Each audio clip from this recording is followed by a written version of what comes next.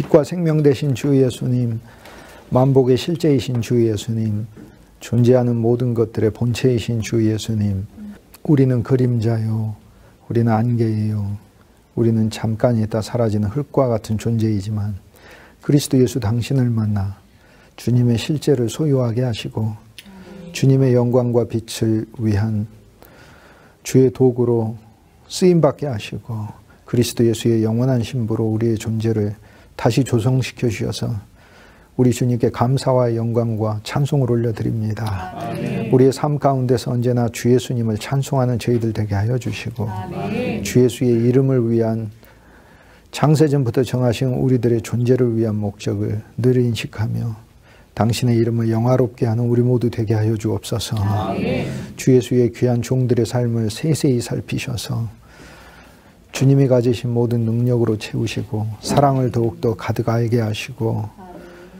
당신 안에 있는 모든 지혜와 명철을 부어주셔서 그리스도 예수의 영광을 위한 사역들 아름답게 열매 맺을 수 있게 하여 주옵소서.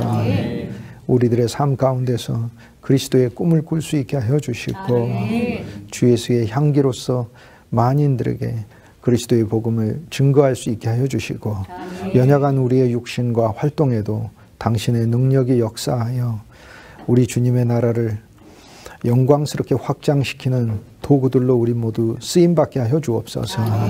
필요한 것들 늘 공급하여 주셔서 감사합니다. 무엇보다도 주님을 더 얻게 하여 주시고 주 예수 이름 안에 있는 능력과 비밀을 더욱더 사랑하고 좋아하는 우리 모두 되게 하여 주옵소서. 당신의 이름에 더 매혹되게 하여 주시고 주 예수의 이름을 위하여 사는 우리 모두 되게 하여 주옵소서. 주 예수 그리스도 귀하신 이름으로 감사하고 축복하고 기도합니다. 아멘. 453장 찬송 함께 하시겠습니다. 예수 더 알기 원하네. 453장 예수 더 알기 원하네.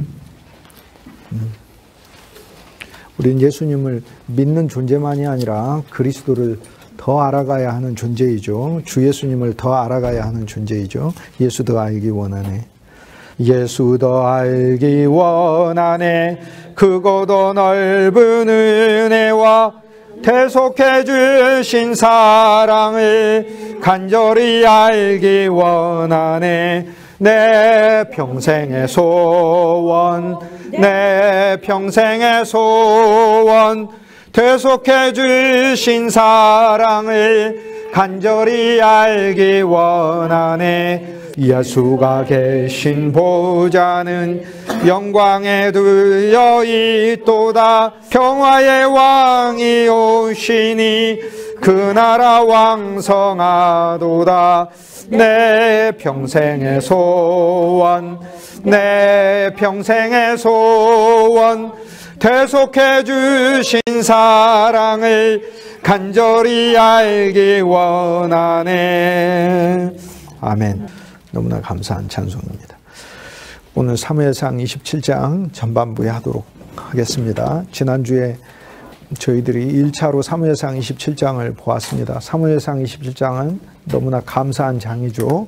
그리스도 예수께서 우리를 위하여 어떻게 역사하시는가, 우리를 무엇으로 보시는가라는 그 진리의 표준들이 다 기록이 되어 있습니다. 우리는 사무엘상 26장을 거치면서 이제 우리가 대적으로 삼고 있던 가장 우리를 힘들게 했던, 예를 들어 사울이 이제 다윗을 힘들게 했죠. 아마 우리 인생에도 이제 그러한 어떤 공격받는 문제들이 우리에게 늘 있습니다.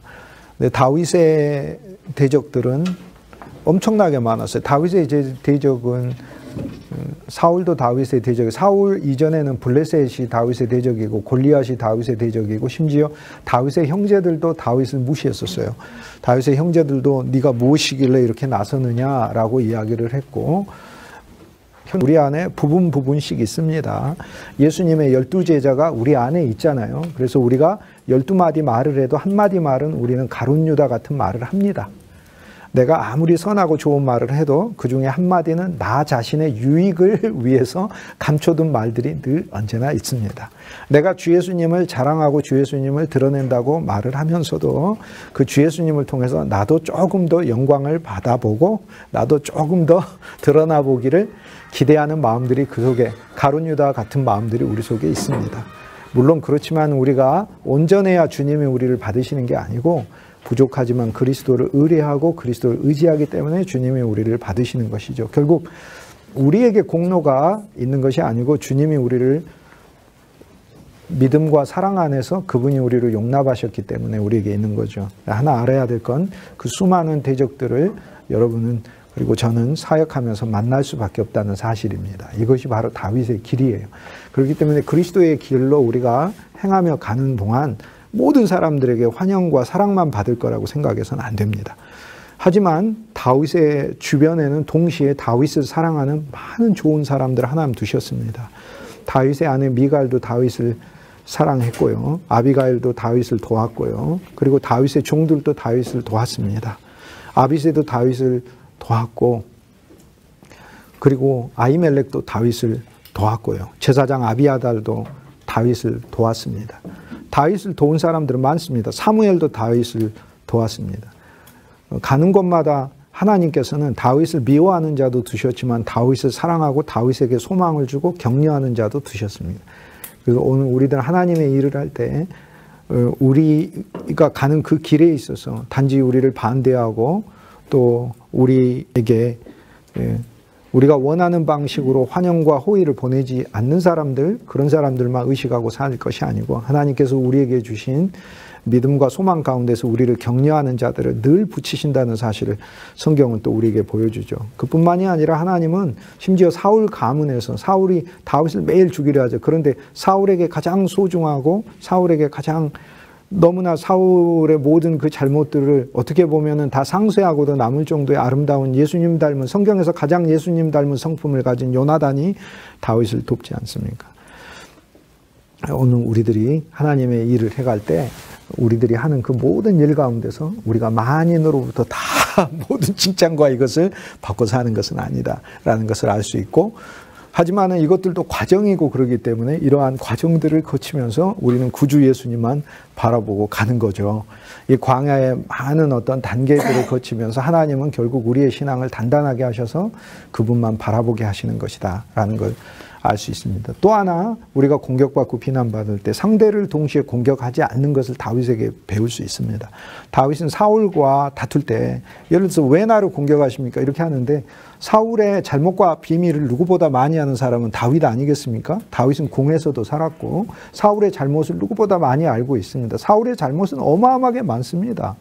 사무엘의 말을 듣지도 않은 것이 잘못이고 아말렉의 전투에 있어서 자기 것을 몰래 감춘 것도 잘못이고 사울의 잘못은 너무 많습니다. 그리고 사울이 하나님에게 합당하지 못한다는 것은 모두가 아는 거잖아요. 근데 그럼에도 28장으로 넘어가야 되나? 28장 할 겁니다, 일단. 그러나 다윗이 사무엘상 24장에서도 26장에서도 사울을 깊게 만나는 그 장면에서 둘이 대척점에 있을 때도 사울을 직접적으로 공격하지 않았어요. 우리는 그리스도인으로서 예를 들어서 우리 자신에 대해서 변호할 수는 있습니다. 근데 사실 다윗도 그렇게 26장 가면 자기 자신을 많이 변호하지 않습니다. 하나님께서 알아서 심판하실 것이다. 하나님의 공의와 신실이 이 모든 문제의 판단 기준이 될 것이다. 그리고 심지어 왕이 나를 공격하는 그것에도 정말 어떻게 보면은 내가 이 땅에서 하나님께서 나를 제물로 사용하시기 위해서 핍박하는 거라면 나는 그 제물의 길도 인정하겠다. 그렇게까지 얘기를 합니다. 그러므로 우리 그리스도인들이 여러분들이 사역하는 환경 속에서 만나는 모든 분들에게 또 여러분 자신도 또 남들에게 공격을 할 때 그 사람의 가진 그 문제나 약점을 가지고 공격하는 그런 일이 없어야 그게 그리스도인인 것입니다. 그리고 또 우리도 남들과 대화할 때 갈등에 있는 사람들, 특히 이제 사역자분들은 성도들과의 다툼들 같은 경우 일어나고 그럴 때 그들이 가진 문제나 약점들을 가지고 공격하는 일, 그것은 바로 다윗의 언어에 속하지 않는다. 생명의 길에 속하지 않는다라는 것을 얘기합니다. 언제나 이야기의 중심 주제는 우리가 가야 될 하나님의 경륜의 이 길, 이 길에 과연 우리가 신실하게 가고 있는가? 이제 그 문제로만 이야기하는 것이고, 또 서로 오늘 우리들의 가는 사역에 있어서 그 수많은 어려움과 난관과 장애가 있다 하더라도 그것이 사람이든 사안이든 어떤 사물이든 무엇이 됐든지 간에 하나님께서 신실하게 판단하신다라는 것이 그게 다윗이 광야 생활을 통해서 또 얻은 교훈이기도 하죠. 사람들에게 이렇게 실망을 하면 사실 사람들을 돕기가 어렵거든요. 그런데 다윗은 그럼에도 불구하고 블레셋에 또 갑니다. 전에 자기를 미친 사람 취급했던 그 블레셋에도 갑니다. 그것은 왜 그러냐면은 다윗의 성격이 좋아서 그런 것이 아니에요. 다윗에게는 하나님이 맡겨주신 경륜과 뜻이 있기 때문에 그렇습니다. 그래서 나와 여러분도 마찬가지예요. 우리들이 사역하는 환경 속에서 우리가 원하는 만큼 사람들이 대우해주거나 대접해주거나 그런 것이 중요한 것이 아니고 우리는 걸어야 될 우리는 길이 있잖아요. 사울은 장소가 중요하지만 자기 직책이 중요하지만 우리는 길이 중요하기 때문에 그 길 속에 주님께서 우리를 블레셋에 보내셔서 그곳에서 사역하게 하시고 다윗의 모습을 통하여서 오늘 우리들도 그러한 하나님의 일을 감당하게 하신다는 것을 알 수 있습니다. 사무엘상 27장에 다윗이 블레셋 지역에 가는 것은 우리 주 예수 그리스도께서 이방 지역에 가셔서 1차로 가드에 갔을 때는 수모를 당하시죠. 그리스도의 복음은 온 세상에 이방에 먼저 퍼질 것을 알려주십니다. 예수님의 사역은 이스라엘의 잃어버린 자를 위해서 오셨다고 하잖아요. 근데 참 이게 묘하잖아요. 이스라엘의 잃어버린 자를 위해서 예수님이 오셨는데 십자가에 죽으셔서 예수님의 십자가의 그 죄페이에 라틴어로 헬라어로 히브리어로 이렇게 쓰여지면서 예수님의 죽음은 히브리 사람만을 위한 게 아니라는 것을 말씀하셨잖아요. 히브리 사람만을 위한 거 히브리어로만 쓰여져야 되겠죠. 그런데 예수님이 이스라엘의 이런 양을 위해서 오셨다라고 하시면서 정작 사도행전에 보면 얻어진 예수님의 사람들은 다 이방인들이 주류입니다. 그러면 예수님 사역은 실패했는가? 그게 아니죠. 이스라엘의 잃어버린 양은 우주적인 양이라는 것을 알 수 있고 이 이스라엘도 육신의 이스라엘이 아니라 참된 하늘의 실제 새 예루살렘의 이스라엘이다라는 걸 주님이 보여주고 계시는 거고 육신적으로도 주님은 사실 실패하지 않으셔요. 예수님은 12제자를 뽑고 그리고 300명, 500명, 3000명 예루살렘에서 그리스도의 제자들이 그렇게 많아졌을 때 그리스도는 이미 그 다 이스라엘 사람들이잖아요. 이스라엘의 이른 양들을 예수님이 얻으신 거죠. 세계 선교를 감당한 사람 다 이스라엘 사람이에요. 바울이 누구예요? 이스라엘 사람이지. 베드로가 누구예요? 이스라엘 사람이고 요한도 이스라엘 사람, 안드레, 야고보 다 이스라엘 사람이에요. 그러면 예수님은 결국 구약에 이스라엘 사람들이 실패한 것을 예수님은 성공시키신 분이다라는 것을 알 수 있게 하는 거죠. 결국 다윗이 블레셋 지역에 가는 건 우리 주 예수 그리스도의 복음이 이방 지역에 퍼질 것을 알려주고 계시죠. 초반에는 그리스도의 복음이 외면받을 것, 그거를 당연히 가르쳐 주죠. 우리도 블레셋 지역에 가면 우리도 당연히 외면받는 거죠. 우리가 전도하고 그럴 때 우리는 당연히 외면받아야 되죠. 전도하는데 환영만 받을 거라고 생각하는 그건 영적인 신앙이 약한 거죠. 왜 복음을 전하는 발이라고 그랬죠? 여러분 복음이 발로 전합니까? 입으로 전합니까? 가서 복음은 입으로 전해요. 그런데 왜 복음을 전하는 자의 아름다운 발이여라고 얘기를 할까? 제가 전에 한번 생각을 해봤어요. 왜 발이라고 그럴까? 내가 입으로 말을 하지만 주님은 내 입을 발이라고 그러시는구나. 여러분 발바닥은요 우리 몸에서 제일 두꺼운 것 중에 하나예요. 복음 전하려면 얼굴이 발바닥처럼 두꺼워야 복음을 전할 수 있다는 뜻이에요. 그래서 얼굴이 발이 돼야 돼요. 발이. 그래서 막 이렇게 부끄러워하고 이런 사람들은 복음을 잘 못 전해요. 그냥 얼굴이 발바닥처럼 돼요. 그래서 주님이 우리를 봤을 때 야 그게 발바닥인지 얼굴바닥인지 잘 모르겠다. 이렇게 돼야 그게 복음을 전하는 것이거든요. 또 하나 이제 사무엘상 27장에서 우리가 얻을 수 있는 중요한 교훈이 있어요. 우리가 교회 생활을 하다가 믿는 신자들에게 고난과 어려움을 많이 겪어요. 그렇지 않습니까? 여러분 목사로서 사모로서 또 집사로서 권사로서 장로로서 사역해 보세요. 전도사로 사역, 부목으로 뭘로도 사역해 보세요. 또 일반 성도도 밖에서 사람한테 상처받는 것보다 교회에서 예수 믿는 사람한테 상처받았다. 근데 사실 예수 믿는 사람한테 상처받았단 말은 이제 적어도 제 클래스에서 이 수업 듣는 분들에게는 없어야 할고 우리 그리스도를 보고 예수 믿는 사람이지 사람 보고 예수 믿는 사람들이야. 그러니까 사람 보고 상처받았다는 거 말 자체가 사실 그것이 나는 진짜 신앙이 어린 사람입니다라는 것을 말하는 거예요. 오늘 우리의 사역에서는 다윗이 이렇게 수많은 곤란과 어려움을 다양한 종류의 사람들로부터 겪을 수밖에 없고 그리고 그 사람들도 다윗을 대적했지만 결국 다윗 자신이 다윗의 대적이었듯이 나 자신도 주님의 대적인 것이거든요. 결국 우리 모두는 그리스도를 보고 나아가는 것을 알려주는 우린 교회 생활하다가 블레셋 같은 성도들에 의해서 사실 고난도 겪지만 사울과 같은 성도들에 의해서도 고난을 겪고요. 이스라엘 사람이고 명백히 하나님의 기름 부으심도 받았고 목적도 있고 비전도 있고 직책도 있는데 우리가 아는 그 사역에 진짜 걸림돌이 되는, 또 우리를 공격하고 우리를 힘들게 하는 그런 모습을 봐요. 그런데 다윗이 어디로 갔어요? 블레셋으로 가죠. 그건 뭘 가르칠까요? 전도하라는 얘기예요. 믿지 않는 사람들을 대상으로 신앙생활을 펼쳐가라는 이야기예요. 오늘날 교회 안에서 예수의 생명이 아니고서는 진짜 하나 되기 어려워요. 안 됩니다. 하나. 절반까지만 하나 됩니다. 서로 하나가 돼도 바벨탑이 돼서 중간에 똑 잘라져 버립니다. 말이 다르니까. 같은 말을 하는 것 같은데 말이 달라요. 같이 믿음을 말하는 것 같은데 믿음의 언어가 달라요. 믿음이란 정의도 달라요. 같이 섬김이라고 말을 하는 것 같은데 섬김이라는 그 범위 자체가 사람마다 다 달라요. 그러니까 바벨탑이 다른 데 있는 거 아니에요. 교회가 바벨탑이 되는 거예요. 예수 그리스도의 생명 아니고서는 하나가 되기 어렵고, 생명으로 가도 사실 그 과정을 또 거치게 됐어요. 다만 이제 그 정도가 다른 것이죠. 정도가 다른 거죠. 또 그 전체적인 흐름을 알고 있으니까 하나님 앞에서 우리가 되게 감사한 것이죠. 어쨌거나 우리가 교회 생활을 하면서 성도들로부터, 또 목양을 여러분과 내가 하면서 함께한 그 사람들로부터 종교적인 그런 유대인의 모습이 우리에게도 있고 그들에게 있는데, 이것으로부터 고난을 받을 때 우리가 명심해야 될 것은 우리의 신앙이 예수 믿지 않는 사람들에게서 담대해지고 그들에게 가서 그리스도를 증거하는 신앙이어야 한다는 것이, 이것이 바로 사무엘상 27장이 가르쳐주는 중요한 교훈 중에 하나입니다. 하나입니다. 그러니까 내 신앙이 전파하는 신앙, 또 이방인들에게 예수의 풍성을 전하지 않는 신앙이 되면 그 이스라엘 땅이라고 하는 그 안에서 뱅뱅뱅뱅 돌아가면서 계속해서 갈등과 문제를 일으키는 신앙이 된다. 그거를 알려주고 있는 거예요. 그러므로 다윗이 블레셋에 갔듯이 오늘 나와 여러분의 신앙도 교회 생활 안에서 우리는 갈등을 가질 수밖에 없다라는 걸 알고, 그것을 피하는 좋은 방법은 내 신앙이 전도하는 신앙이 돼야 된다. 블레셋에게 가서 있는 신앙이 돼야 된다. 이거를 보여주고 있는 것이죠. 그런데 성경에 나오는 모든 사람은 다 우리의 한 모습이잖아요. 블레셋하고 이스라엘 지파는요, 사실 같이 있잖아요. 다른 데 있는 게 아니고.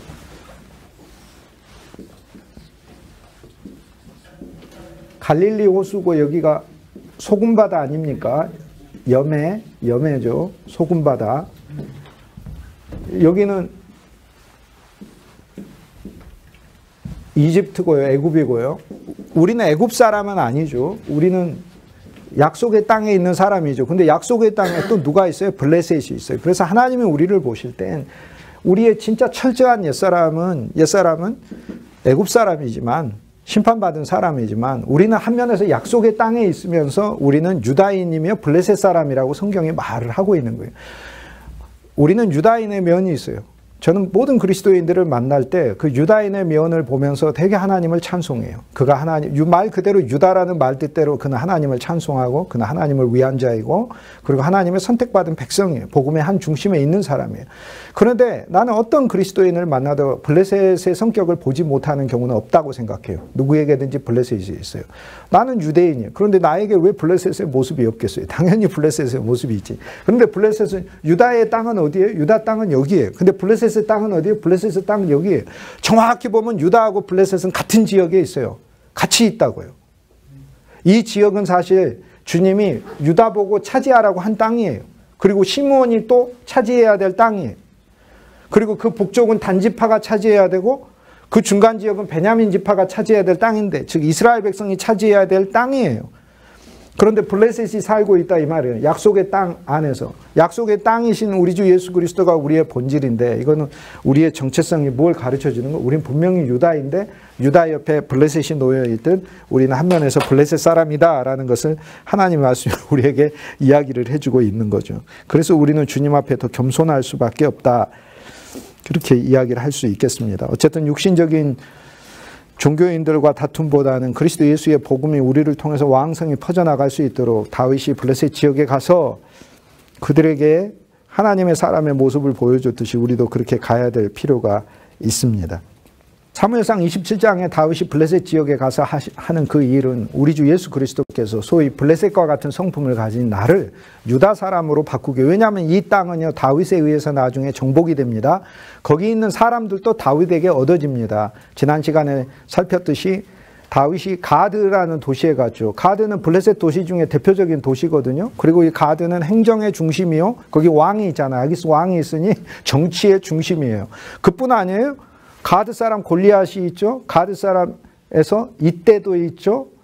가드 용사들이 많이 있습니다. 가드 용사들, 여기는 군사도시라는 것을 또 아시죠. 여기는 군사, 행정, 정치, 경제, 어떤 블레셋 도시보다 유명하고 대표적인 도시다라는 걸 알 수 있어요. 그 가드에 다윗이 가서 그 한 일은 우리 주 예수 그리스도께서 블레셋과 같은 오늘 우리들에게 오셔서 하시는 일이다. 근데 그 안에 27장에 있던 일들이 너무나 감사하고 풍성한 것이죠. 가드에 가서 주님이 일하시면서 가드 사람들이 그리스도 예수의 사람이 되었잖아요. 가드 사람 중에 이때라는 사람이 있는데 이때는 다윗이 왕이 됐을 때 압살롬 반역하죠. 반역하는데 가드 사람 600명은 다윗과 함께해요. 얼마나 의리 있는 사람입니까? 그러니까 이 사람들을 얻는 시간이에요. 그래서 외적으로 보면 다윗의 굴욕의 시간이요, 모욕의 시간인데 그게 거꾸로 다윗의 용사를 얻는 시간이에요. 오늘 우리들이 하나님의 일을 하면서요, 때로는 하나님이 우리가 원치 않는 모욕과 순환과 어려움에 처하게 해요. 그래도 우리가 하나 알아야 될 것은 그 순간이 하나님께서는 하나님의 사람들을 낳는 시간으로 사용하고 계신다는 거예요. 결국은 사람들은 우리의 고집과 우리의 지혜와 지식을 그것을 오래도록 기억하는 것이 아니고, 그걸 오래도록 기억한다면 오히려 부끄러운 것이 되는 거고, 우리가 그리스도를 얼마나 좋아하는지, 얼마나 인내하고 주님 앞에서 헌신하는지 그것을 기억하는 것이죠. 그게 우리가 블레셋 가드에 갔을 때 필요한 일이죠. 가드 사람이 이때가요, 사무엘하 15장에 보면은 어마어마한 고백을 합니다. 압살롬이 아들 압살롬이 아버지 다윗 왕을 반역하잖아요. 그런데 블레셋 사람들, 블레셋 출신 가드 사람 600명은 다윗의 편이 되거든요. 그 중에 대장인 이때가 다윗을 따라가요. 그러자 다윗이 아들도 나를 버렸는데 이때와 블레셋 가드 출신 용사들에게 너희들은 너희 고장으로 가라. 이제 내가 다 잃어버려서 내가 너희들에게 무엇을 줄 수 있을까? 라고 얘기를 해요. 그때 이때가 뭐라고 얘기합니까? 우리가 사나 죽으나 왕의 것이로다, 이렇게 얘기를 해요. 이게 성경에 나오죠. 로마서 14장에 나오죠. 로마서 14장 8절인가 나오죠. 우리 중에 누구도 자기를 위하여 사는 자가 없도다. 우리 중에 누구도 자기를 위하여 죽는 자도 없도다. 우리가 사나 죽으나 주의 것이로다. 이게 바로 구약 성경에 가드 사람 이때가 먼저 한 말이에요. 그 이때가 한 사무엘하 15장 얘기를 보고 로마서 14장에서 바울이 그걸 그대로 자기가 이때가 돼서 블레셋처럼 예수 그리스도를 한때 무시하고 모욕하는 사람이었지만 이젠 그리스도의 사람이 돼서 그 고백하는 이야기를 하는 거죠. 오늘 우리는 이제 우리의 신앙에 블레셋의 모습을 보고 또 우리가 사역하는 사람들에게서 블레셋 사람들과 같은 모습을 보지만 그리스도 예수 안에서 큰 소망을 가질 수 있죠. 왜냐하면 그들이 바로 언젠가는 그리스도 예수를 이처럼 고백할 수 있을 것이다 라는 그 소망을 갖고 우리는 하나님의 일을 하는 거죠. 그러한 고백이 블레셋 사람 이때의 입에서 나오기까지 다윗은 얼마나 큰 모욕과 수고와 헌신을 기울여야 했을까. 그런데 그것이 바로 하나님 앞에 영광스러운 길이 아니겠는가라는 것을 우리는 볼 수 있죠. 너무나 아름다운 이 고백, 성경에서 가장 최고의 고백, 우리가 사나 죽으나 주의 것이로다. 누구도 우리가 자기를 위하여 사는 자가 없고 자기를 위하여 죽는 자가 없어요. 우리가 사나 죽으나 주의 것이로다. 이 고백을 사실 제일 먼저 성경에서 한 사람, 딱 유일하게 딱 두 번, 구약에 한 번 등장하고 신약에 한 번 등장하고 우리 신앙의 절정 아닙니까? 그런데 이것이 바로 블레셋 사람, 이때는 하나님과 가까이 있는 사람이란 뜻이거든요. 주 예수와 가까이 있는 사람이, 그가 바로 한 고백이다라는 것을 보여주고 있습니다. 너무나 감사한 거죠. 아기스는 블레셋 왕인데 전에는 그냥 가드 왕 아기스라고만 소개를 했다가 사무엘상 27장에 오면 마옥의 아들이라고 하나가 더 추가가 돼요. 자, 마옥의 아들이다. 전에 다윗을 무시할 때는 그냥 가드 왕이었어요. 다윗을 무시하니까 가드 왕이야. 그냥 이 자기 인생의 왕인 거예요. 그런데 사무엘상 27장에 오면 여기 아기스는 이제 좋은 아기스가 돼요. 다윗에게 도성도 주고 보호도 주고 그래요. 오늘 우리들이 블레셋 왕 아기스처럼 한 면에서 우린 유다인으로 주님을 사랑하지만 한 면에서 또 우리의 어떤 부분은 여전히 예수님을 온전히 다 수용하고 받아들이지 못하고 타고난 자기의 성품 아래서 예수님을 믿어보려고 하는 그런 블레셋으로 사는 거죠. 완전히 세상 사람 그런 건 아닌데 여전히 내 성품을 가지고 주님을 믿어보려고 하는 블레셋의 면이 있는 거죠. 그런 면이 있는데 사무엘상 27장에서는 이 아기스가 아버지가 누군지 여기서 처음으로 밝히고 있어요. 그는 마옥의 아들이다라고 얘기를 해요. 마옥이라는 말은 눌려있다라는 뜻이거든요. 마옥이란 단어, 눌린 사람의 아들이. 우리는요, 눌린 사람의 아들이었어요. 전부 다. 여러분 우리 인생 보세요. 가난에 눌렸죠. 상처에 눌려 살았죠. 사람들의 경멸과 모욕에 눌려 살았죠. 환경에 눌려 살았죠. 천성적으로 눌려 살았죠. 눌려 산 게 입에 있어서 입에서도 눌림이 있어서 눌린 말들 나오고 성격에서도 눌림이 있어서 눌린 성격이 나오고 그래요. 행동도 눌려가지고 눌린 행동들이 나와요. 그러나 진리를 알지니 진리가 너희를 자유케 하리라. 그리스도 예수 안에서 주님을 만나서 이제는 나는 수줍은 성품으로 사는 게 아니야. 그리스도 예수를 담대히 증거하는 뻔뻔한 발로 사는 거예요. 내 얼굴이. 나는 눌린 자가 내 마음을 주님이 풀어놓으셔서 그리스도 예수 안에서 주님 안에서 뛰노는 새처럼 주님을 찬송하고 주님을 기뻐하면서 그렇게 사는 거지. 그래서 마옥이라는 그 마옥의 아들, 우리는 전에 마옥의 아들이었어요. 눌린 자의 아들이었어요. 그러나 우리는 이제 하나님의 자녀가 되어서 자유한 자가 되었다라는 것을 보여주고 있죠. 여기에 신부 두 명이 등장하잖아요.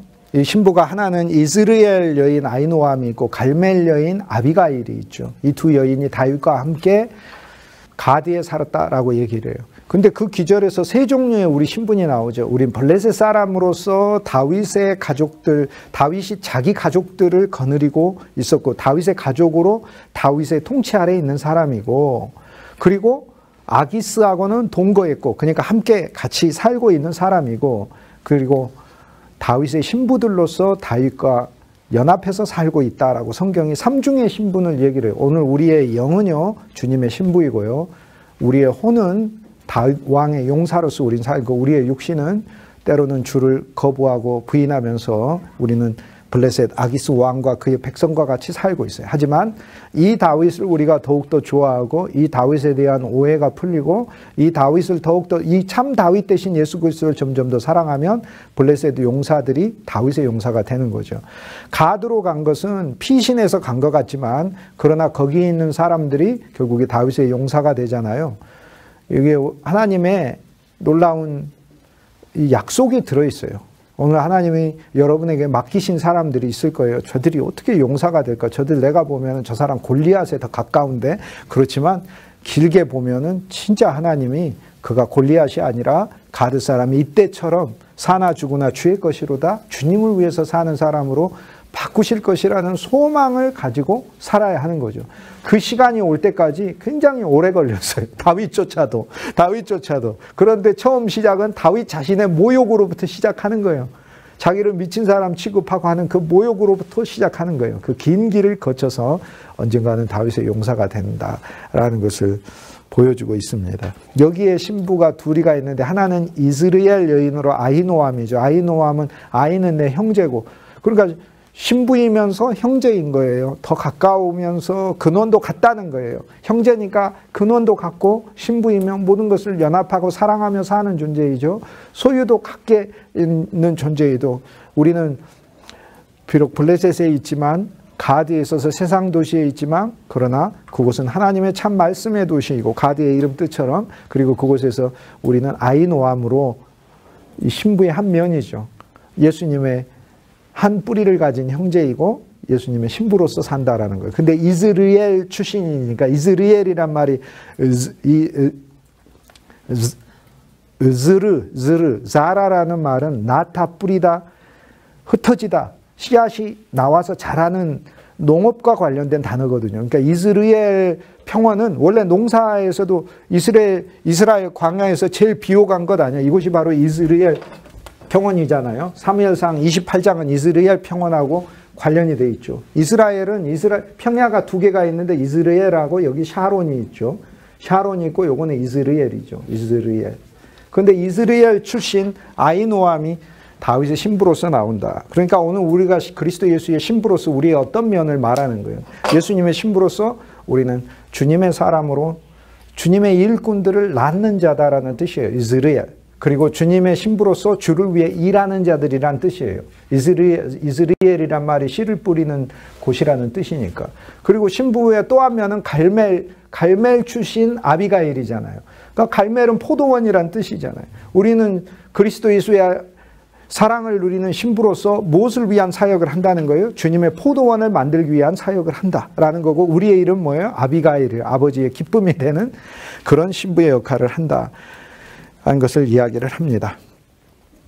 다윗이 시글락을 얻게 되죠. 시글락을 얻게 될 때 다윗이 시글락을 주십시오 이렇게 얘기를 한 게 아니라 지방에 있는 성읍을 주십시오 이렇게 얘기를 해요. 지방의 성읍인데 이 지방이란 말은 사람이 살지 않는 황량한 산골이라고 얘기를 해요. 산골에 있는 한 작은 마을을 나한테 주십시오라고 얘기를 해요. 기왕이면은 그래도 교통의 요지가 있고 더 좋은 곳으로 달라고 했으면은 낫지 않을까. 그런데 다윗은 그곳에서 시작을 해요. 이곳이 바로 다윗의 첫 번째 도시예요. 오늘 우리가 하나님의 사역을 할 때, 우리나라에서 또 세계에서 제일 번쩍번쩍하고 화려하고 막 그런 곳에서 사역하면 정말 좋을 것 같죠. 그러나 그리스도의 마음과 사역을 알면요, 예수님도 나사렛에서 사역을 시작하셨고, 예수님도, 그리고 다윗조차도 블레셋 도시 중에 여러 도시가 있는데 내가 가드에다가 개척교회를 할까? 아니면 가사에다가 할까? 상업도시죠. 거기다 할까? 그게 아니에요. 시글락을 주십시오. 작은 성읍이거든요. 작은 성읍. 시골에 있는 작은 성읍을 주십시오 하는 거예요. 저는 이걸 보면서 우리가 시골 목회를 사무엘상 27장에서 볼 수 있을 것 같아요. 그 작은 장소에 계신 예수 그리스도를 볼 수 있어야 돼요. 시글락에 계신 예수 그리스도, 그걸 볼 수 있어야 돼요. 주님은 결국은 새 예루살렘은, 이 땅의 새 예루살렘도 과정일 뿐이고 영원한 새 예루살렘이 진짜라. 시글락에서 헤브론으로, 헤브론에서 예루살렘으로 가고 예루살렘도 새 예루살렘으로 가는 거잖아요. 결국에 이 시글락은 새 예루살렘인 거예요.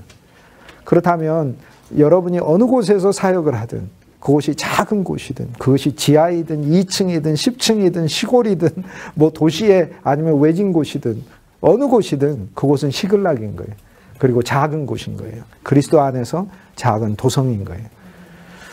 눈으로만 화려한 그런 곳을 찾지 않고 바로 그곳에서 다윗이 했던 사역을 우리는 하는 거예요. 그곳에서 그리스도인 성도들의 삶을 위협하는 대적들을 예수의 이름으로 물리치는 사역들을 하는 것이에요. 그곳에서 구슬 사람들도 몰아내고, 그곳에서 기르스 백성들도 몰아내고, 그곳에서 아말렉 사람들도 몰아내는 거예요.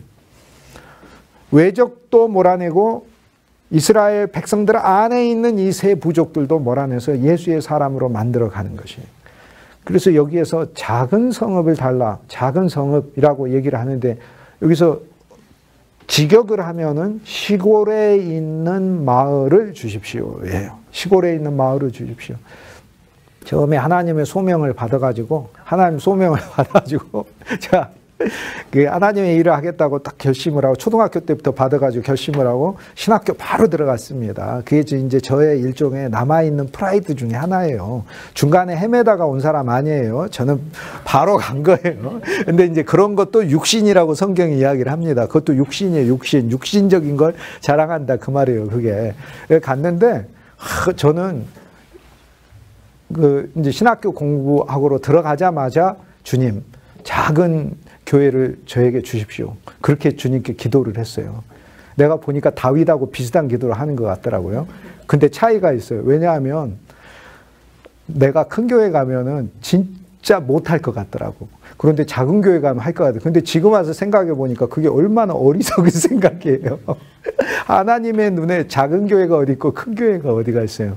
그런데 예를 들어서 겸손해서 내가 작은 교회 가겠다 그러면 하나님 기뻐하시는 건데, 나는 진짜 아무것도 못하니까. 근데 작은 교회는요, 영적으로 더 단단하고 강해야만 갈 수 있어요. 이것이 바로 다윗의 영성이 필요한 거예요. 그러니까 기도를 뭘 잘 모를 때는 거꾸로 했던 것이죠. 여러분, 우리가 환경이 크고 도시 같은 데는 넉넉하고 일꾼도 많고 그래요. 뭐 할 일도 어떻게 하자면 많이 할 수 있어요. 예산도 많고. 그런데 우리가 지역으로 가고 시골로 갈수록 환경과 물자나 여러 가지 여건이 제한적이에요. 거기서 예수의 영적 생명은 사역자에게 더 강해야 돼요. 그래야만 사역할 수 있는 거예요. 그렇잖아요. 그래서 우리가 사실 목회를 이 중에서도 아주 크게 하시는 분들도 있고 한데 그건 영적 생명이 약하니까 크게 한다 이렇게 생각하시면 좀 좋고, 교회가 그래 작고 시골에 있다 그거는 다윗과 같이 버텨낼 수 있기 때문에 하나님이 맡기셨다 이렇게 생각하는 거예요.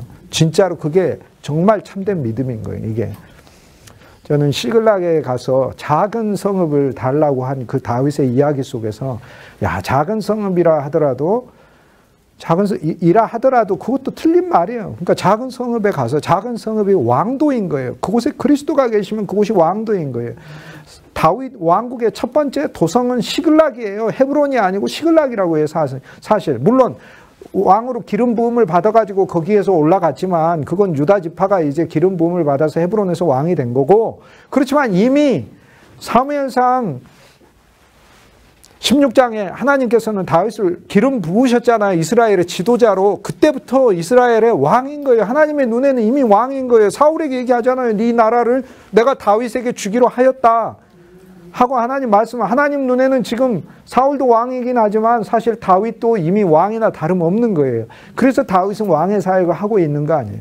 그러므로 오늘 우리들이 하고 있는 그 교회, 그걸 주님의 눈에서 시글락으로 보셔야 합니다. 그래서 외적인 크기가 중요한 게 아니에요.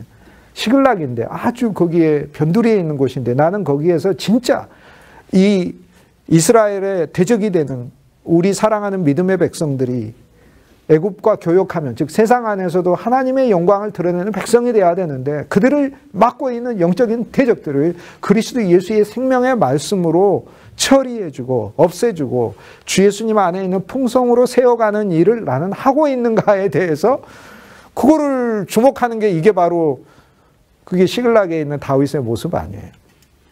시글락을 주는, 시글락이 이제 샘이 솟는 곳이다. 그 의미는 우리가 이미 지난 시간에 살폈고요. 영적인 의미가 있잖아요. 우리 마음의 작은 부분이라 하더라도 우리가 그리스도의 말씀을 전할 때 성도들의 심령에 시글락이 생기기를 소망해야죠. 그래서 그곳에서 예수 그리스도의 생명수가 흘러나오기만 하면 되는 거예요. 조금이라도 누리면 되는 거예요. 그러면은 감사한 거예요. 그런데 이 시글락이라고 하는 도성도 여기 보면 말씀해 보면은 다윗에게 시글락을 주었고, 한때 시글락이 여호수아를 통해서 가나안 땅이었는데 이스라엘 땅이 됐잖아요. 그러니까 원래는 가나안 땅이었다가 이스라엘 땅이었다가 블레셋에 뺏겼다가 다시 다윗이 회복해 줬네요. 자, 우리가 처음 예수를 믿었을 때 우리 안에 시글락이 있어요. 주님이 어쨌든 믿는 성도들의 삶에 시글락이 있어요. 내게 강 같은 평화, 강처럼 평강도 주시고 그래요. 그런데 나는 옛날에 진짜 그 찬송 부르면서도 그 찬송 진짜 이상하다고 느꼈어요. 한 번도 내게 평화가 강처럼 흐른 적도 없었고, 나는 어려서부터 그러니까 사실 저는 꼬맹이 때부터 걱정이 정말 많았어요. 나는 걱정으로 하자면은 세계 금메달감 아닌가 이렇게 생각해. 난 꼬맹이 때부터 걱정했다고. 나 걱정해, 아버지 걱정해, 어머니 걱정해, 동생 걱정해, 교회 걱정해, 내가 다니는 교회 목사님까지 걱정해. 내가 꼬맹이가. 그러니까 나는 걱정이, 내 인생의 걱정만으로도 아주 힘들어 죽겠는데 온 세상의 걱정, 거기에다가 뭐 국민 교육의 헌장 보면서 나라와 민족의 역사적 사명, 나라 걱정까지 거기서 이제 하는. 근데 강 같은 평화 어떻게 누리나? 예수 그리스도의 생명 안에서, 그분이 내 안에서 참 생명이 될 때 진짜 강 같은 평화를 누리더라고요. 강 같은 평화를. 하지만 어떤 성도에게든지 시글락이라고 하는 생명수가 흐르는 그 작은 마을은 있어요. 그 마을에서부터 그리스도가 역사하도록 우리는 시작하는 것이다. 이게 중요하죠. 그 시글락이, 그런데 처음에는 주님이 만들어줬지만 주 예수를 믿을 때 점점 없어진 것 같아요. 신앙생활을 계속 할수록 내 마음에 곤고함이 오고 패배하고 그러는 거 없어진 것 같아요. 그런데 다윗이 찾아주잖아요. 다윗이 찾는다고. 블레셋에 빼앗겨버린 거. 블레셋은 이스라엘과 같이 살잖아요. 그러니까 하나님 눈에 볼 때는 이스라엘이며 블레셋이고 블레셋이 이스라엘이에요. 구분되지 않습니까? 아니에요. 둘 다 결혼해가지고 거기서 거기야. 삼손조차도 블레셋 여인하고 사귀고 결혼하고 그러니까 하나님 눈에는 블레셋 사람이 다윗, 유다 사람이고 유다 사람이 블레셋 사람이고 이스라엘 사람이나 블레셋 사람이나 사실 하나님의 눈으로 볼 때는 같은 사람이라고. 그냥 같은 그 땅 안에 사니까. 오히려 블레셋 사람이 훨씬 더 다윗에게 더 나은 것도 있으니까. 그래서 블레셋 사람이라고 부를 때는 하나님의 사람으로 예정해 놓은 이방 사람인 거죠. 그리고 복음을 점점 배워가는 오늘 우리들을 가리키는 거죠. 그런데 시글락을 잃어버려요. 우리들은. 원래 이 시글락은 유다와 시므온 땅입니다. 유다 지파 시므온 땅. 그러나 잃어버려요. 그러나 다윗이 되찾아주죠. 오늘 주 예수를 처음에 우리가 믿어서, 그래서 처음에 믿어서 기도원도 가고 부흥 집회 갔을 때 시글락에서 생명수이신 예수님이 조금씩 흐르면서 느껴지는 것 같았는데 어느새 성도들이 살면서 이 생명수이신 예수 그리스도가 느껴지지 않고 그 기쁨이 사라지고 평강과 그리스도 예수 안에서 구원받았다는 그 감사와 감격이 시들어져 버리더니 없어지는 거예요. 이거 어떻게 해야 되지? 어떻게? 누가 되찾아주는 거예요? 다윗이 찾는 거예요. 다윗이 그곳을 차지하는 거예요. 우리가 그리스도를 더 알아갈 때 내 평생의 소원이 하나 있는데 평생의 소원은 돈 걱정 안 하고 원 없이 한번 써보는 게 평생의 소원이다가 세상 사람들이겠지만 우리는 내 평생의 소원은 예수 더 알기 원하는 거죠. 내 평생의 소원은 예수 더 알기 원하네. 그거잖아요. 시글락은 다윗이 되찾아준다. 우리가 많은 사람들의 심령 속에서 어떻게 진짜 참 평강을 줄 수 있는가. 평강 안 주려고 해도 돼요. 우리가 그리스도를 주면 평강을 주는 거고 그리스도를 알게 하면 그리스도가 그들에게 시글락에서 역사를 하는 거예요. 시글락에서는 세 부족을 처리를 하죠. 그래서 주님께서 오늘 우리 마음에 오셔서 우리 인생의 외적으로 세 개를 처리를 해요. 애굽과 가는 그 길목, 애굽으로 가는 길목. 우리가 그리스도인들이 사실 세상과 연결해서 다 일하잖아요. 믿는 사람이 식당을 해도 세상 사람들 를 위한 음식 만들죠. 식당 바깥에다가 우리 식당은 그리스도인만을 위한 곳입니다. 이렇게 써놓은 곳은 없잖아요. 그게 없잖아요. 우리는 어떤 일을 해도 어떤 사람이 운전을 해도 자기 차에는 세상 사람도 타는 것이고 세상과 함께 가는 그 길목 수르로 가는 길인데 수르는 중간에 방벽 요새가 있다는 거거든요. 사실 하나님과 우리가 언약으로 한 가족이 되었을 때는요, 하나님은 우리를 세상에 내보내시면서 수르가 중간에 있어요. 하나님은 우리를 보호하시는 장치를 두시고 세상에 내보내신다, 그 뜻이라고요. 그래서 수르로 가는 길, 수르를 통해서 애굽으로 가는 길이라는 말은 이 수르 광야가 이스라엘하고 애굽을 중간에서 막아주는 큰 산지 같은 곳이거든요. 그래서 애굽이 함부로 이스라엘 땅 쳐들어오기가 사실 쉽지 않아요. 애굽에서 이스라엘 한번 쳐들어오려면 홍해 건너야지, 수르 광야 건너야지, 수르만 건너야, 가데스 바네아 건너야지, 신광야 건너야지, 바란 광야 건너야지, 유대 광야 건너야지. 그러니까 애굽에서 약속의 땅 쳐들어오려면요, 그거 보통 게 아니고서는 안 돼요. 거기에다가 여호와 하나님의 보호까지 하고 계시니까 이길 수 있는 방법이 애굽의 입장에서는 사실 없어요. 없다고요. 그게 오늘 우리 존재다는 뜻이에요.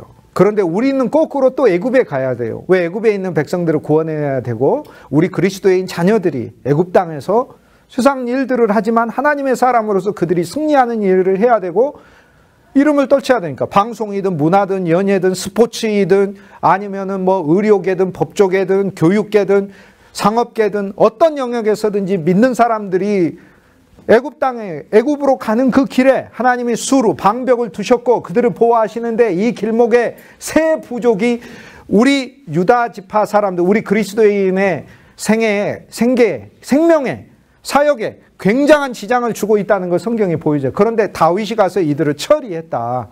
얼마나 아름다운 말씀이에요. 예수님이 그렇게 하고 계시는 거지. 시글락에 있어도 그렇게 하고 있다는 거 아니에요. 아무리 교회가 적고 크고가 중요한 게 아니에요. 그것은 아무리 지방에 있어도 지방은 시글락이고 시글락에서 하는 그 사역은 이 전체 지역을 영적으로 관할할 수 있는 일이라는 것을 성경이 보여주고 있잖아요. 그렇기 때문에 그리스도의 눈은 자기가 있는 곳에서 세계를 볼 수 있어야 된다. 전체 세계를 보면서 내가 만민 중에 우리가 그 찬송 불렀지 않습니까? 내가 만민 중에 주께 감사함은 온 땅에 하나님의 영광이 가득하기를 바라는 그 찬송을 어디서 했냐고. 엔게디 동굴에서 했지 않습니까? 동굴에서 만민을 생각하고 만민이 여호와 하나님 앞에 나오는 거를 다윗은 생각했잖아요. 동굴에서, 엔게디 동굴에서. 그렇기 때문에 시글락이라고 하는 작은 곳의 사역은 작은 곳이 아니다는 거예요. 그곳에서 사역을 통해서 이 세 부족을 이길 수 있어요. 첫째 부족은 구술족인데, 구술은 다리라는 뜻이에요. 다리. 이 다리는 연결된 것을 가리켜요. 그래서 세상 것이 막 들어오고 여기 있는 것이 막 나가고 그러는 거예요. 근데 구술을 정복했다라고 하는 건 주님이 그 바로 연결 통로를 장악하고 계셔서 연결통, 그리스도인에게 있는 것이 함부로 새지 않게 하시고, 주님이 우리의 사업장을 막아주시고 우리의 일터를 막아주시고 우리 직장을 막아주시고 그러는 거예요. 우리의 믿음의 사람들의 가족의 일터와 직장과 생업과 재산을 주님이 보호하고 계신다, 그 뜻이에요. 생명을, 그 연결 다리를 주님이 다리를 누가 장악하고 있느냐에 따라서 다리 건널 때마다 돈 내는 거 아닙니까? 삥 뜯고 그러듯이. 그런데 그 다리를 그리스도가 차지하고 있다, 그 얘기 아니에요. 그리스도가 구술이란 말이 다리인데, 오늘날 우리가 세상 안에서 우리의 자녀들이, 또 우리의 교우들이, 믿음의 사람들이, 또 사역조차도 하나님의 교회가 세상을 향해서 나아가는 그 연결 다리 된 거를 그리스도가 장악을 하셨다, 그 얘기 아니에요. 두 번째, 기르스라는 이름의 뜻은 절벽이라는 뜻이잖아요. 절벽. 단절됐다는 거잖아요. 이걸 주님이 장악하고 계셔. 이제는 단절되지 않게 하셔. 끊을 거 끊게 하시고 이을 거 이을게 하시고. 그걸 다윗이 장악했으니까. 세 번째, 아말렉은 탐욕이라는 거잖아요. 그런데 주님이 이걸 장악하셔서 주님이 우리의 욕구가 되시고 주님이 우리의 욕망이 되시고, 우린 그리스도를 더 얻기 원하잖아요. 이제는 주님을 더 얻고 주님을 더 알기를 원한다. 이 세 개를 주님께서 외적으로도, 즉 그리스도인이 세상과 연결된 그 다리를 주님이 장악하셨다. 그 다음에 그리스도인이 가다가 절벽에 빠지지 않도록, 그리고 그리스도인이 단절되고 그의 삶이 끝나지 않도록 주님이 기르스 백성도, 기르스 부족도 장악하셨다. 주님이 연결시키시고 주님께서 건널 수 있게 하신다라는 거고, 주님이 우리의 탐욕 빼앗기지 않도록 우리의 생명을 보호해 주시고 우리를 지켜주신다라는 거죠. 그런데 이거를 행하고 왔는데 거꾸로는 와가지고 유다의 세 광야를 지켰다고 얘기하지 않습니까? 유다 광야를 지켰다, 여라무엘 광야를 지켰다, 겐사람 광야를 지켰다. 남부의 광야가 이제 또 있습니다. 우리가 그동안 광야를 뭐 10광야, 40광야 많이 봤잖아요. 그런데 성경을 보면, 그리고 어느 한 면에서는 사실 성경이 어렵다고 얘기를 할 수는 있긴 한데, 그렇지만은 그래도 이 이름들은 하나님께서 우리에게 베푸시는 풍성을 말하는 것이기 때문에요. 주님 안에서 우리가 더 깊게 들어가면 더 감사한 내용들을 발견할 수 있어요. 똑같이 여기 남쪽에 있는 광야인데, 이 광야를 나눠서 여기는 유대 광야라고 부르고, 여기 내려오면 여기는 여라무엘 광야라고 불러요. 여라무엘 광야. 여기가. 그 다음 여기가 겐 광야가 있어요. 겐 사람의 광야. 겐 광야가 있어요. 이 세 사람은 다 유대 사람들이고, 이 광야는 이 부족들이 주로 많이 살고 있기 때문에 그래요. 유대 광야에는 유대 갈렙의 후손이 많이 살고 있고, 여라무엘도 유다 지파, 유다의 후손이 살고 있어요. 유다는 다말렉에서 베레스와 세라를 낳고, 베레스는 헤스론을 낳고, 헤스론은 람을 낳죠. 헤스론이 람만을 낳을 뿐만 아니라 여라무엘도 낳아요. 그래서 람은 이쪽에서 살고 여라무엘은 아래에서 해요. 그러니까 여기하고 여기하고 어떻게 되는 거예요? 조상으로 가자면 한 형제예요. 친척이 되는 거예요. 겐 사람들도 이쪽에 와서 유다 지파에 와서 살아요. 근데 원래 겐 사람들은 저 아래쪽에서 살았던 사람들이에요. 겐 사람들은 원래 가나안 땅에 살던 사람들이고, 창세기 15장 19절에 보면 여호와 하나님께서 없애야 될 백성이라고 그래요. 근데 이 겐이라는 사람의 이름의 뜻은 독특한 이름이에요. 이 이름은 사실상 생각해 보면 성경의 최초의 단어로 가장 비슷한 단어로 꼽자면 가인이에요. 겐은 가인하고 같아요.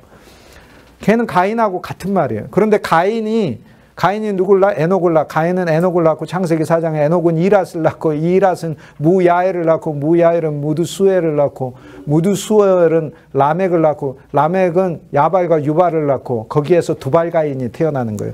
근데 가인의 8대 손, 9대 손까지 가면 두발가인이 나와요. 두발가인. 가인에게서는 8대손까지, 아담에게서는 9대손까지 가면 두발 가인이 나요. 근데 가인은 점점 늘어난다는 뜻이고, 그러니까 죄악이 늘어나겠지. 하나님 사람이 아니면. 인생 사는 게 뭐예요? 내 살아온 거 죄뿐이니라는. 죄가 계속 더 늘어난 거죠. 1살 되었을 때는 1살까지의 죄만 있는데 예수 안 믿고 70살까지 살면은 70살까지의 죄가 있는 거잖아요. 그 두발 가인은 두 발이 두 배란 뜻이에요. 두 배로 가인이란 뜻이에요. 아, 가인도 힘든데 두발 가인이면 더 힘든 거지. 여러분, 가인 같은 사람 만나도 아주 힘들어. 내가 아벨인데 나 죽이려고 하잖아. 근데 두발 가인을 만나보세요. 두발 가인을 만나면 얼마나 해요. 그런데 두발 가인은 구리, 쇠, 이거를 다루는 사람이었더라. 기계공학, 전자공학, 뭐 물리학, 자연공학, 여기에 아주 특출한 재능을 가진 사람이었어요. 그래서 그 자손들은 그쪽으로 뭘 장비도 잘 만들고 무기도 잘 만들고 이런 사람이. 그게 이제 겐 족속이에요. 그런데 이 겐 족속이 미디안을 만나가지고, 아브라함 아들 미디안을 만나가지고 광야에서 하나님을 믿게 됩니다. 그리고 모세가 출애굽을 할 때 이 겐 족속이 같이 출애굽을 해가지고, 출애굽이 아니라 출광야를 하는 거죠. 이스라엘 백성들은 출애굽을 하고 이들은 출광야를 하게 되는 거예요.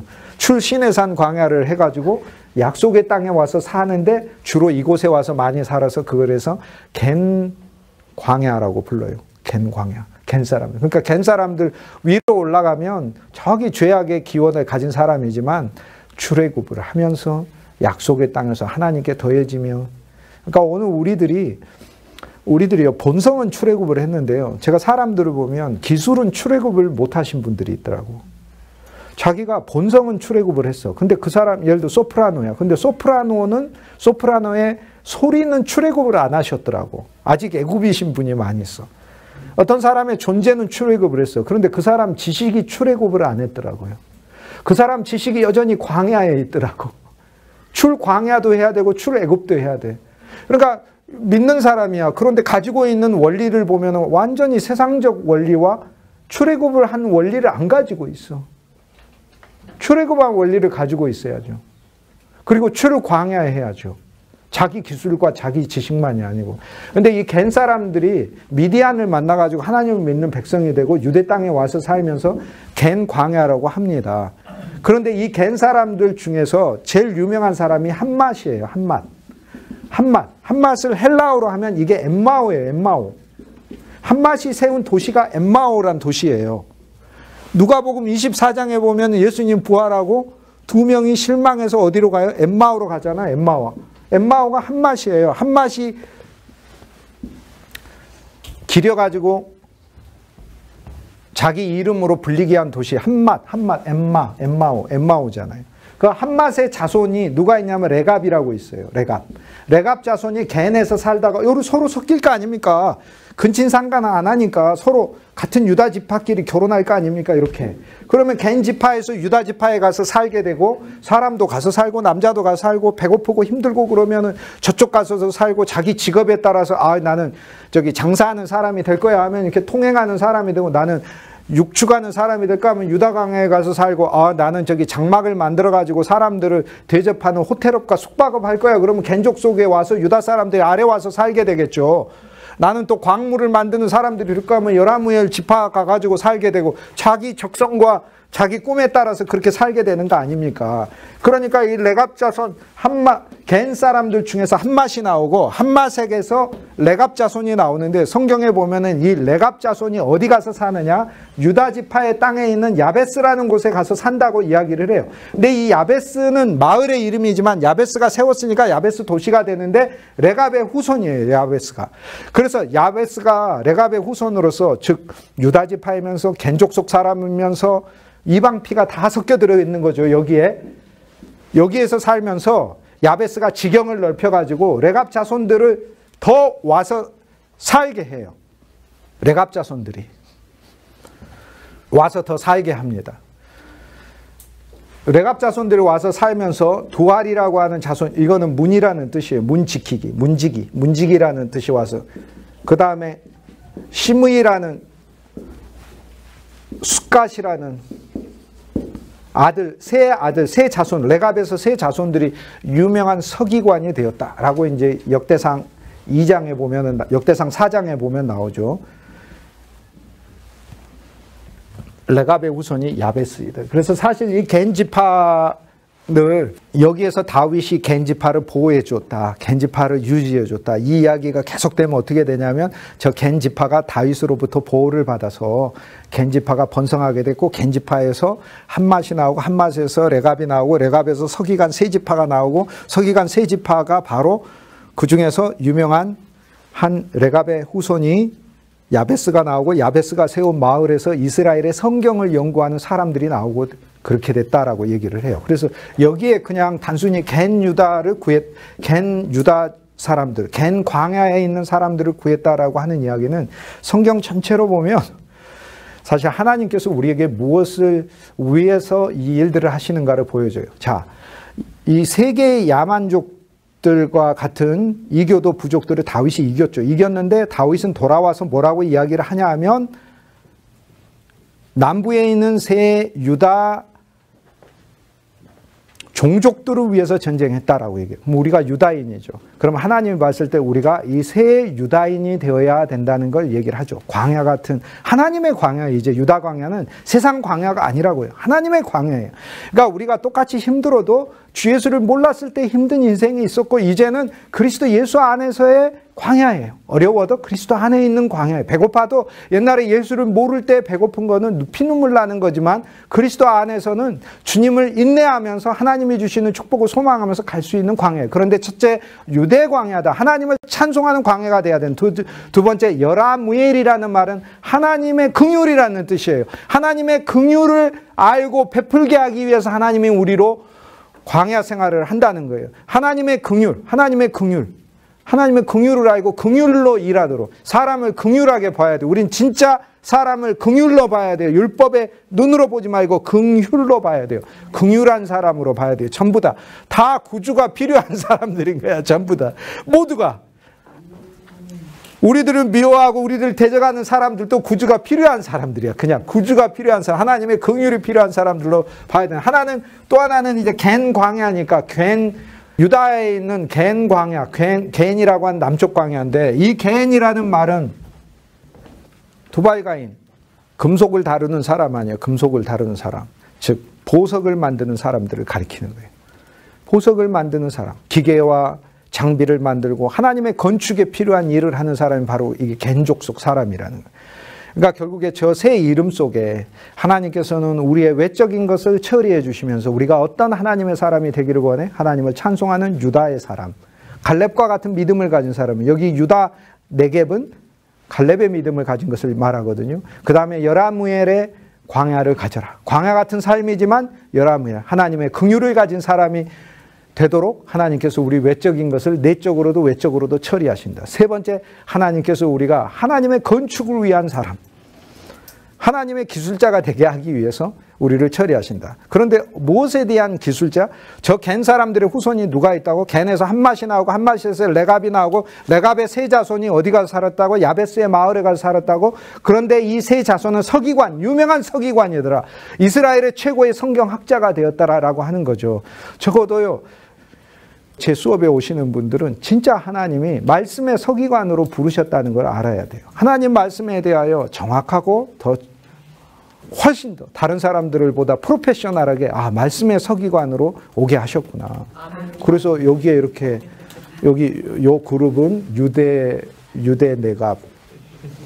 네겝, 이쪽은 여라무엘, 하나님의 긍휼을 얻게 하시고, 그 다음에 겐 네겝이다 이렇게 돼 있고, 겐 족속에서도 서기관으로 모두를 사용하셨다.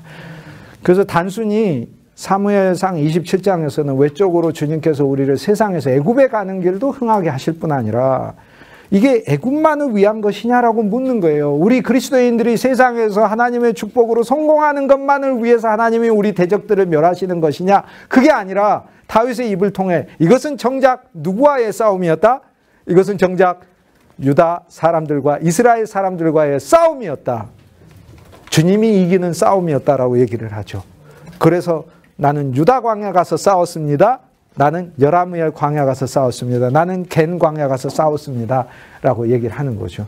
이것이 다윗이 한 일이더라. 시글락이라는 작은 곳에서 주님이 이렇게 일을 하실 수 있다는 것을 다윗의 이야기를 통해 우리한테 보여주니까 우리는 장소를 쫓아가는 사람들이 아니라 우리는 길을 쫓아가는 사람들이기 때문에 아기스가 다윗에게 오늘은 어느 곳을 공격했느냐인데 직역을 하면 어느 길로 다녀왔느냐고 물어요. 오늘은 어느 길로 다녀왔느냐. 그런데 외적으로 그리스도가 이 세 야만족을 처리하시는 길은 내적으로는 하나님의 사람들을 조성해 가시는 길이다라고 얘기를 하는 거죠. 이게 우리는 길을 가는 사람들인 거죠. 우리는 어떤 환경에 있든지 상관없어요. 여러분의 상태와 교회와 사역이 아무리 그 유다 남부의 시글락은 정말 외떨어진 곳이거든요. 그런데 이곳이 바로 하나님의 사역의 센터가 되고 중심이 됐다니까요. 저곳은 다윗이 가기 전까지는 그 이름도 그 이전에 딱 한 번 등장할 정도의 그런 곳이었어요. 여러분의 사역도 마찬가지인 거예요. 여러분이 거하시는 그곳이 세상적으로 무엇인가 아이템이 있고 뭐 랜드마크가 되게 하는 게 있고 역사적인 유적이 있을 수도 있고 아주 명승지일 수도 있고 아름다운 산이나 바다나 이런 것이 있을 수는 있을 거예요. 그렇지만 하나님의 사역에 있어서는 그곳이 시글락이 돼야 돼요. 더 외딴 곳이 돼야 되고 그리스도의 생명수가 나오는 곳이 돼야 되고 그 시글락에서 예수 그리스도의 사역을 펼칠 수 있고 하나님이 능력 있게 증거하신다는 사실을 볼 수 있어요. 그래서 작은 시글락은 시글락이 아니요 헤브론이요 헤브론은 예루살렘이요 예루살렘은 새 예루살렘인 거예요. 그곳은 바로 하나님과 우리가 영원히 결합해서 있는 곳이다 이 말이에요. 그래서 내가 있는 그곳을 새 예루살렘으로 보는 것이 필요하다. 이곳에서 주님이 펼치시는 놀라운 사역이 필요하다. 성도들은 외적으로도 하나님이 그들을 정말 주님이 주시는 평강과 축복 가운데서도 인도하시면 우리들의 자녀들이 하나님이 주시는 축복 가운데 복된 삶을 살도록 하나님이 정말 축복하셔서 그들의 인생에 그들이 막 인생의 세상으로 연결될 다리를 주님이 장악하셔가지고 그들이 이 세상에 있는 것들도 능력 있게 나아갈 수 있게 주님께서 구술 백성들을 이기셨고 기르스 백성들을 이기셔서 그들의 인생에 절벽이 없게 하시고 낭떠러지가 없게 하시고 절벽과 낭떠러지는 오히려 있다 할지라도 온 세상에서 구경할 수 있는 아름다운 인생의 장면이 되도록 하나님은 만드실 것이고 그들에게 아말렉이 있어서 뺏기고 모든 것을 잃어버리는 위기가 온다 할지라도 주님께서 회복하시고 돌려주시는 그 놀라운 주님의 사역이 나타나도록 주께서 일하시겠죠. 이게 그리스도께서 말씀하신 거죠. 다윗은 블레셋에서 1년 4개월을 지났다고 해요. 1년이고 4개월을 지났다. 아니요. 1년 지나면 1년 지나지. 4개월은 또 무엇인가. 여기 원문을 보면 1년은 날들이에요. 날들인데 뭐라고 원문에 돼 있냐면 원문이 아니고 우리말 성경 우리말도 뭐 그렇게 돼 있어요. 다윗이 블레셋에서 온전히 거한 기간이에요. 다 거한 기간이에요.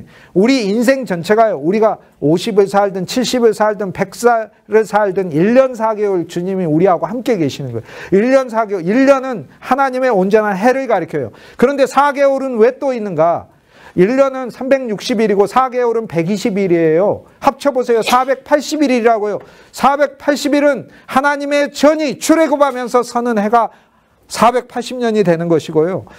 열둘이라고 하는 하나님의 가족이요. 12지파 그리고 예수 그리스도의 사도들이요. 그것이 사라고 하는 10일 더해져서 하나님의 온전과 풍성이 되고 그리고 사방에 퍼지게 돼서 온 땅에 세워지게 되는 하나님의 교회를 건설하는 기간 그것이 바로 1년 4개월 1년은 하나님의 온전한 기간이며 4개월은 성경에서 처음 등장하는 4개월 어디 나오냐면 사사기 19장에 나오는데 거기 레인 한 사람이 첩을 얻었는데 첩이 자기를 버리고 세상으로 나가버렸어. 다른 남자를 만난 거. 그러니까 이 레인이 가가지고 첩을 설득해가지고 돌아오게 해요. 돌아오게 하니까는 이 첩이 베들레헴에 있는 자기 아버지 집에 가가지고 4개월간 머물렀다라 그래요. 그리고 4개월간 있으면서 내 마음을 바꿔가지고 다시 레인한테 돌아가야지 이렇게. 이게 성경에서 뭘 이야기하겠어요. 우리 주님이 레인 하급 성직자로 이 땅에 오셨어요. 주님은요, 대제사장이면서 하급 성직자예요. 우리 주님이 거기에 오셨어. 그런데 오늘 우리들이 세상이 좋아서 갔던 사람들이에요. 그런데 우리를 주님께서 잘 설득해서 세상에 뭐가 좋다고 나하고 사세요 라고 하면서 돌아오게 해가지고 고민하면서 그래 내가 레인하고 살아야지. 그리고 자기의 죄를 씻고 회복하는 기간이 4개월인 거예요. 이게 사사기 19장에 나와요. 그래서 블레셋에서 1년 4개월 살았다는 그 이야기는 4개월은 그 다음에 사사기 20장에 보면 4개월 또 나와요. 베냐민 지파가 그 죄악을 저지르고 림몬바이라고 하는, 림몬은 석류란 뜻이잖아요. 석류바위 아래서 그리스도의 보혈이 흐르는 그곳에서 자기의 죄악을 씻고 다시 4개월 머무릅니다. 예수님 안에서 회복을 가리키는 거예요. 1년 4개월 머물렀더라 온전히. 주님은요 우리 인생에요 온전히 머무르셔요. 머무르시면서 이 일들을 평생 하신다는 걸 가리키는 거예요. 그러면서 우리를 그리스도께 다시 회복시키는 기간이다. 1년은 지구가 태양을 한 바퀴 도는 거잖아요. 참 지구가 되신 그리스도가 우리를 태우고 우리가 알든 모르든 간에 막 태양을 돌면서 지구는 은하 중심을 향해서 나아가잖아요. 하나님 아버지의 중심을 향해서 참 지구가 되신 우리 주 예수 그리스도께서 참 빛이 되신 하나님에게 우리가 도울 수 있도록 우리를 태우고 가시잖아요. 그 온전한 광명한 빛을 전후 좌우로 다 볼 수 있게 하는 기간이 그것이 바로 1년이잖아요. 주님은 우리에게 그렇게 1년으로 역사하시고 그런데 또 4개월을 우리에게 주신다. 특별한 은혜예요. 그리스도 예수 안에서 조성하는 은혜예요. 이스라엘의 첫 번째 달은 아비볼이잖아요. 새싹이 트는 거고 두 번째 달은요 10광야의 10이라는 뜻이에요. 빛이 나고 하나님이 재련시키는 곳이에요.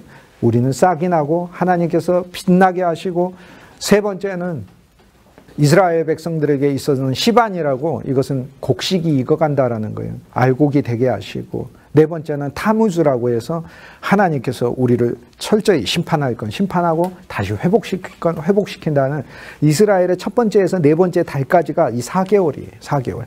그러나 그리스도 예수 안에서 주님이 일하시는 것을 가르쳐주는 말씀인 거죠.